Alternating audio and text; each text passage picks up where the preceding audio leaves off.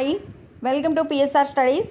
తెలంగాణ రాష్ట్రంలో group 1 results అయితే మనకు మార్చి 10వ తారీఖు నాడు రిలీజ్ చేశారు. గ్రూప్ 1 రిజల్ట్స్ ఎప్పుడైతే రిలీజ్ చేశారో దానిపై అనేక సందేహాలు ఉన్నాయి.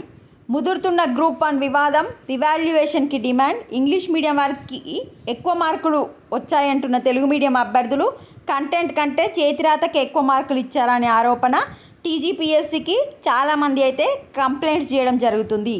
అదేవిధంగా గ్రూప్ 1 పేపర్లు మళ్ళీ దిద్దాల్సిందే అని చెప్పి గ్రాడ్యుయేట్ ఎమ్మెల్సీ ప్రసన్న హరికృష్ణ గారు అయితే టీజీపీఎస్ని కోరడం జరుగుతుంది. తెలంగాణలో గ్రూప్ 2, గ్రూప్ 3కి ఏమో జీఆర్ఎల్ రిలీజ్ చేశారు, బట్ గ్రూప్ 1కి మాత్రం రిలీజ్ చేయలేదు. ఎందుకు మార్కులు గోప్యంగా ఉంచారని చెప్పి ప్రశ్నించడం జరిగింది. అదేవిధంగా తెలుగులో రాసిన వారికి తీరని అన్యాయం.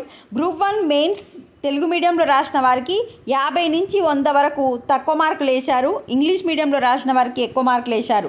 దీంతో తెలుగులో రాసిన వారికి తీవ్ర అన్యాయం జరిగింది. అనుకున్న దానికంటే 100 మార్కులు తక్కువ వస్తున్నాయి తెలుగు మీడియం వాళ్ళకి గనక ఇది ఎన్నో అనుమానాలకు తావిస్తున్నదని చెప్పి ప్రశ్నించడం జరిగింది. అదేవిధంగా టాప్ 100లో తెలుగు అండ్ ఇంగ్లీష్ మీడియం అభ్యర్థులు ఎందరున్నారో ఎందుకు బయట పెట్టడం లేదు? టాప్ 100లో ఎస్సీలు 3 ఉన్నారు, ఎస్టీల సంఖ్య అతి తక్కువగా ఉన్నది.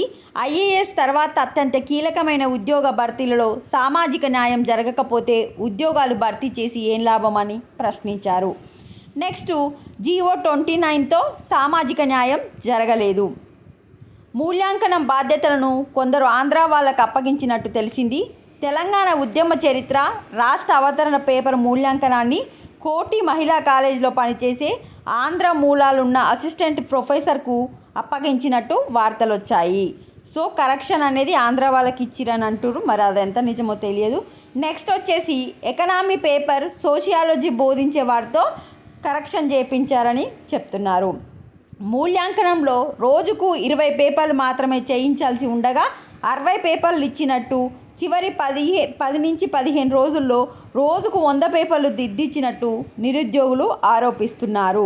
ఎకనామీ పేపర్ను సోషియాలజీ ఫ్యాకల్టీ చేత మూల్యాంకనం చేయించినట్టు, బ్లూ ప్రింట్ను ఇంగ్లీష్లో రూపొందించి తెలుగు కోసం గూగుల్ ట్రాన్స్లేట్ చేసి ఇచ్చినట్టు తెలిసింది.